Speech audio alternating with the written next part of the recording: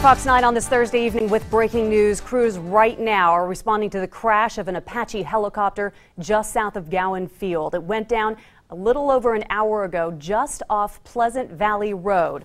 My co-anchor Roland Barris has been on the scene this evening. Roland, what's the very latest?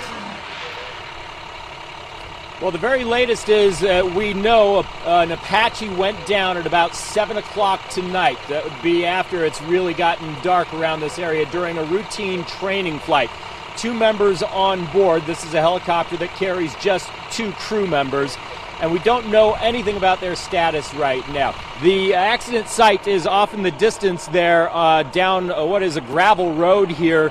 About another quarter mile away from where we are right now. And as you can see, there are no flames off in the distance. We saw no flames when we arrived, so that would be good news. But again, there is no status on what has happened to the crew members. Again, 2 crew members, they sit in front and in back of each other, and they were on a routine training flight, an Apache longbow, which they have about 24 out at Gowen Field.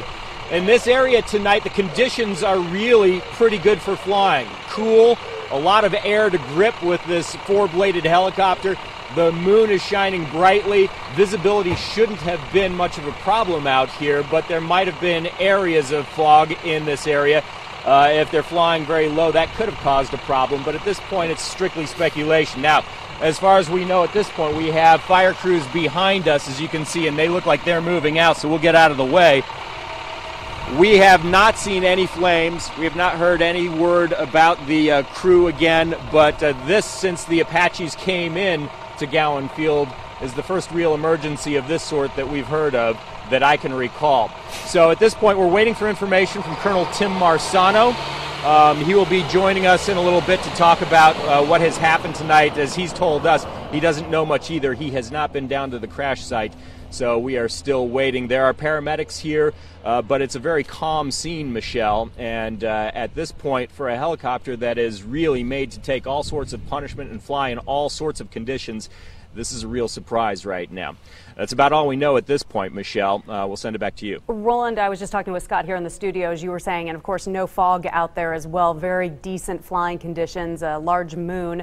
Who is out there right now? Do you know what crews responded to this? Because it was certainly ablaze in the newsroom when it first happened. Yeah, we certainly can see sheriff's officials off in the distance here, a number of police vehicles. We have a number of fire crews that are out here. Certainly there would be some from Gowen Field. I don't have a total rundown. We came right out to the site as quickly as possible and passed a lot of those vehicles on Pleasant Valley Road as we came in.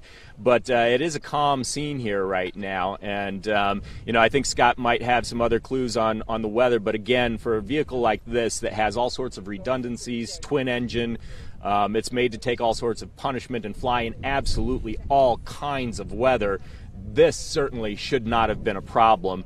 But we'll have to wait and see what the official word is from the military as they start their investigation. Michelle? Roland, give us a sense of exactly where you are right now, because we can see the lights in the distance there and the blinking. Is that the actual crash site, or are those just people deployed to that area?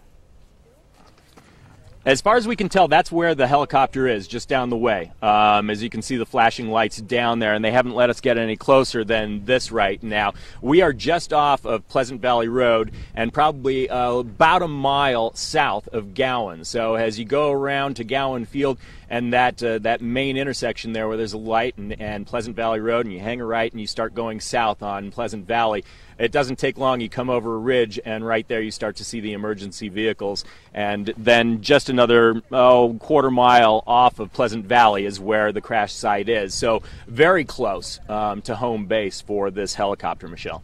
Roland, you've spent quite a bit of time at Gowen Field, done many stories out there on all sorts of aircraft, kind of an aviation expert of yourself. Tell me a little bit about how people would be taking this at the base and what they would be saying, what they're thinking and feeling tonight as they're trying to get as much information as we can gather for them.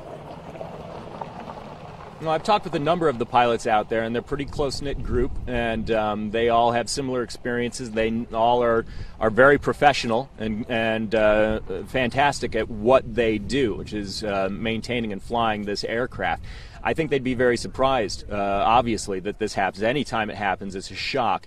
But again, these vehicles, like the A-10, a very durable aircraft and very safe aircraft, has a lot of redundancies. If you have a problem with one engine, there's another engine there.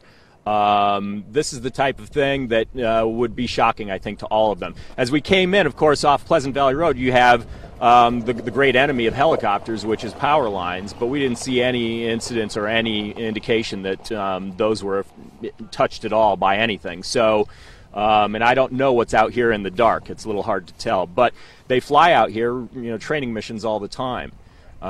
So daylight, nighttime, rain or shine, they're well capable of handling just about any conditions out here. So I'm sure there's a lot of shock going on. Roland, you talked to Colonel Tim Marsano right before you left the newsroom. He actually didn't know about this situation when you called him, correct? That's correct. We heard it come across the scanner, and the first thing I did was to call Colonel Marsano. And he, obviously had to jump into action, and he got here just ahead of us.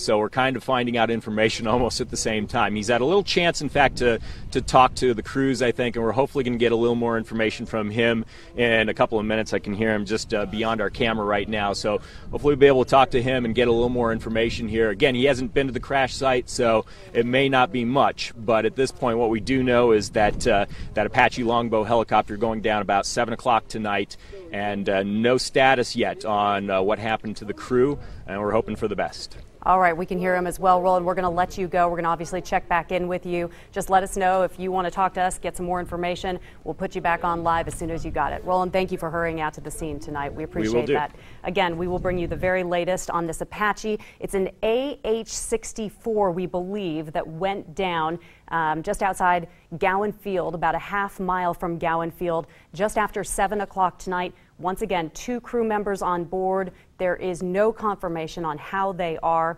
This was a routine training flight that they take in this area all the time. The cost of that machine, $35 million. And again, we have no idea what condition the helicopter is in either at this point. We will bring you the very latest right here on Fox 9. Stick with us.